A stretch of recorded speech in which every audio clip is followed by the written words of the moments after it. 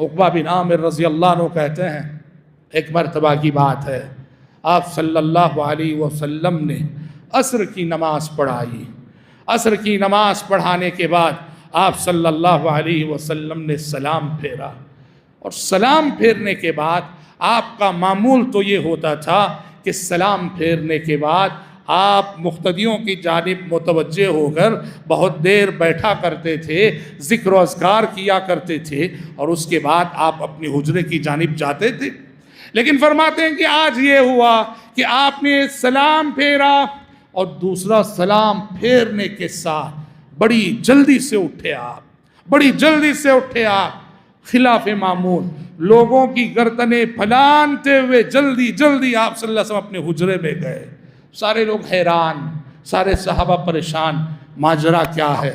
آپ صلی اللہ علیہ وسلم تھوڑی دیر بعد تشریف لائے، دیکھا سارے صحابہ آپ کی اس جلد بازی سے حیران ہیں۔ پوچھا کہ فرمایا آپ صلی اللہ علیہ وسلم نے کہ لوگوں بات دراصل یہ ہے کہ مجھے یاد آیا کہ میرے گھر میں صدقے کا کچھ سونا رکھا ہوا ہے جسے خرچ کرنا تھا۔ نماز میں مجھے اس سونے کا خیال آ گیا تو فوراً میں گیا، جا کے اسے خرچ کرنے اور صدقہ کرنے کا حکم دے آیا۔ اہل علم کہتے ہیں غور کرنے کی بات ہے، پیارے نبی صلی اللہ علیہ وسلم نے صدقے کا مال جو آپ کے گھر رکھا ہوا تھا، صدقے کا سونا جو آپ کے گھر رکھا ہوا تھا، اس کو مستحقین تک پہنچانے میں کتنی جلدی سے کام لیا۔ آپ چاہتے تو اطمینان سے ذکر و اذکار کر کے بھی جاتے، اور ذکر و اذکار کر کے جا کے وہ خرچ کرتے، پر آپ صلی اللہ علیہ وسلم نے یہ سبق دینے کے لیے، یہ پیغام دینے کے لیے کہ نیکی میں تاخیر نہیں ہونی چاہیے، خصوصاً ایسی نیکی جس سے کسی کا حق متعلق ہو۔ صدقہ ایسی نیکی ہے جس سے غریب کا حق متعلق ہے، یہ صدقہ کسی کی بھوک مٹائے گا، یہ صدقہ کسی کی پیاس بجھائے گا، یہ صدقہ کسی بے لباس کو لباس دے گا، یہ صدقہ کسی مایوس انسان کے چہرے پر مسرتیں بکھیرے گا۔ آپ صلی اللہ علیہ وسلم نے فوراً جا کے وہ صدقہ کرنے کا حکم دے آئے۔ ابی بن کعب رضی اللہ عنہ فرماتے ہیں، حضرت ابی بن کعب رضی اللہ عنہ عہد نبوت میں ایک صحابی تھے۔ مسجد نبوی میں جو لوگ نماز پڑھا کرتے تھے، کہا کہ مسجد نبوی میں جو صحابہ نماز پڑھتے تھے ان میں سب سے زیادہ اگر کسی کا گھر دور تھا یہی صحابی تھے۔ پابندی سے آتے تھے، کوئی نماز مس نہیں ہوتی تھی، پیدل آتے تھے، پیدل جاتے تھے، اور کوئی نماز مس نہیں ہوتی تھی، اور اتنی دور سے آتے تھے۔ لوگوں نے مشورہ دیتے ہوئے کہا ان سے، کیا ہی اچھا ہوگا ایک گدھا خرید لیں آپ، گدھے کی سواری ہوتی تھی اس زمانے میں، کیا ہی اچھا ہوگا کہ کوئی گدھا خرید لیں آپ، تاکہ اتنی دور سے آتے ہیں، اتنی دور جانا ہوتا ہے۔ صحابی نے کہا کہ نہیں، اگر مجھے یہ آفر دیا جائے کہ میرا گھر مسجد نبوی کے بازو مسجد نبوی سے متصل ہو جائے تو یہ آفر بھی مجھے قبول نہیں ہے۔ صحابی کا یہ جواب صحابہ کو حیرانی ہوئی، شکایت کے طور پر مسئلہ پیارے نبی کے پاس گیا، کیونکہ وہ کہہ رہے ہیں میں نہیں چاہتا کہ میرا گھر مسجد نبوی کے بازو ہو، میں نہیں چاہتا کہ میرا گھر مسجد نبوی سے متصل ہو۔ شکایت کے طور پہ بات نبی تک گئی۔ پیارے نبی نے ان صحابی کو بلا کے پوچھا، ایسا کیوں کہا تم نے، ایسا کیوں کہا؟ صحابی نے کہا، اللہ کے نبی اس لیے کہا، آپ کا فرمان ہے اور آپ ہی کا فرمان ہے، نمازی جب نماز کے لیے مسجد کی طرف قدم بڑھاتا ہے ہر قدم پہ نیکیاں لکھی جاتی ہیں، ہر قدم پہ گناہ معاف ہوتے ہیں۔ میں یہ چاہتا ہوں اللہ کے نبی، اتنی دور سے جو آتا ہوں میں اس جذبے سے آتا ہوں، ایک ایک قدم پہ میری نیکیوں میں اضافہ ہو، ایک ایک قدم پہ میرے گناہ معاف ہو، مسجد آتے ہوئے بھی، مسجد سے گھر جاتے ہوئے بھی میں یہ جذبہ لے کے چلا کرتا ہوں۔ اس لیے میں نے کہا کہ میں نہیں چاہتا کہ مسجد نبوی سے گھر متصل ہو۔ آپ صلی اللہ علیہ وسلم نے کہا، اعطاک اللہ ذالک کلہ، اعطاک اللہ ذالک کلہ، کہ تم نے جس عظیم اجر و ثواب کی نیت کی، اللہ رب العزت تمہیں اس عظیم اجر و ثواب سے نوازے اور تمہاری جھولی میں اللہ وہ عظیم اجر و ثواب ڈال دے۔ حضرات، جیسے میں نے کہا میری اور آپ کی زندگی میں معاملہ ایسا ہے، ہم نیکیوں کے سلسلے میں بڑے بے نیاز واقع ہوئے ہیں، نیکی کے موقع ہمارے سامنے آتے ہیں، نیکی ہم کرتے نہیں ہیں، نیکی کے بہت سارے موقعوں کو ہم ضائع کرتے ہیں، یا کبھی شرم و حیا رکاوٹ بنتی ہے، کبھی ہمارا پریسٹیج رکاوٹ بنتا ہے، کبھی خاندانی وقار رکاوٹ بنتا ہے۔ اصحاب رسول کو دیکھو، اصحاب رسول کو دیکھو، ان کے جذبہ عمل کو دیکھو، نیکی سے ان کی محبت کو دیکھو، اللہ کی جنت کی طرف اور اللہ کے فضل کو پانے کی ان کی جستجو دیکھو۔ جب آسمان سے وہ آیتیں نازل ہو رہی تھی، جو آیتیں اللہ کے راستے میں صدقہ کرنے کا حکم دے رہی تھی، تو بعض صحابہ ایسے تھے جو خود غریب تھے، جو خود کنگال تھے، خود نادار تھے، لیکن آسمان سے نازل ہونے والی وہی صدقہ کرنے کا حکم دے رہی ہے، تو یہ کیا کرتے تھے؟ مدینے کی مارکیٹ جاتے، مدینے کی بازار جاتے اور لوگوں کا بوجھ اپنی کمر پہ ڈھویا کرتے تھے، لوگوں کا بوجھ اپنی پیٹھ پہ ڈھویا کرتے تھے۔ مقصد کیا ہوتا؟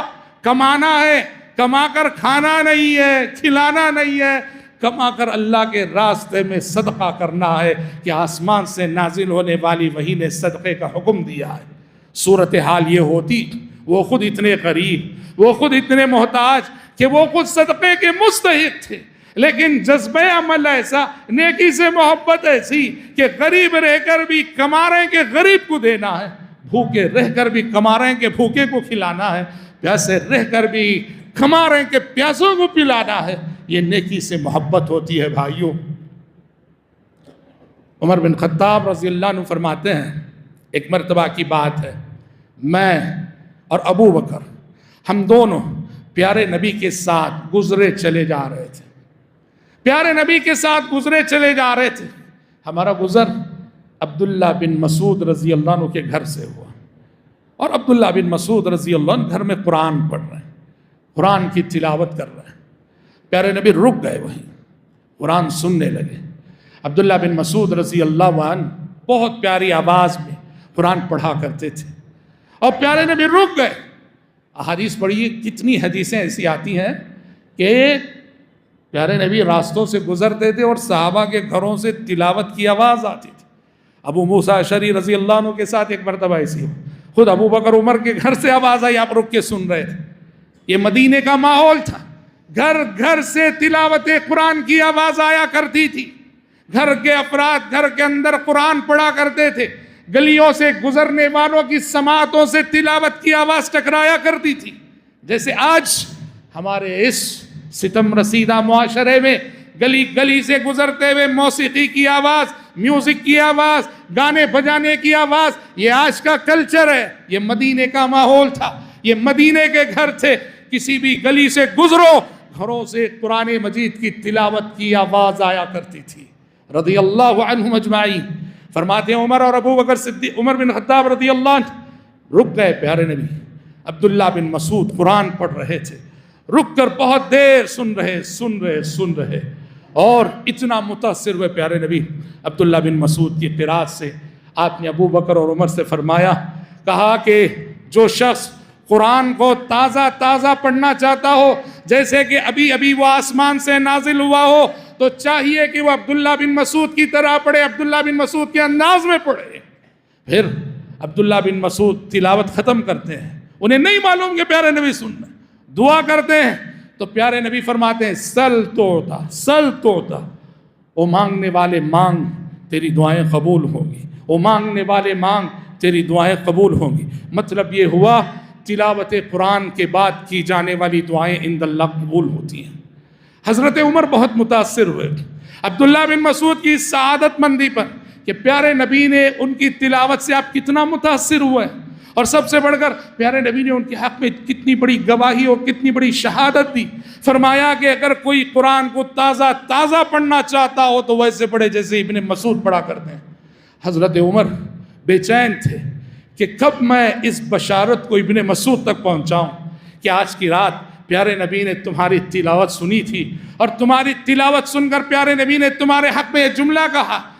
عمر بن خطاب رضی اللہ عنہ اس حضرت عبداللہ بن مسعود کے گھر پہنچتے ہیں، پہنچ کر خبر دیتے ہیں کہ معلوم عبداللہ بن مسعود کہ پیارے نبی نے رات تمہاری تلاوت سنی اور تمہارے حق میں یہ تبصرہ فرمایا.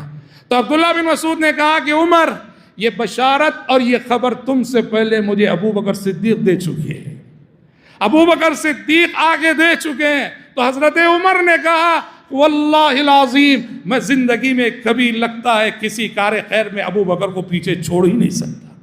جب میں نیکی کرتا ہوں دیکھتا ہوں کہ ابو بکر مجھ سے پہلے پہنچے ہوئے اور وہ نیکی کیے ہوئے ہیں. وہ سمجھ رہے تھے یہ بہت بڑی بشارت ہے، خوشخبری ہے، پہلے میں سناؤں گا.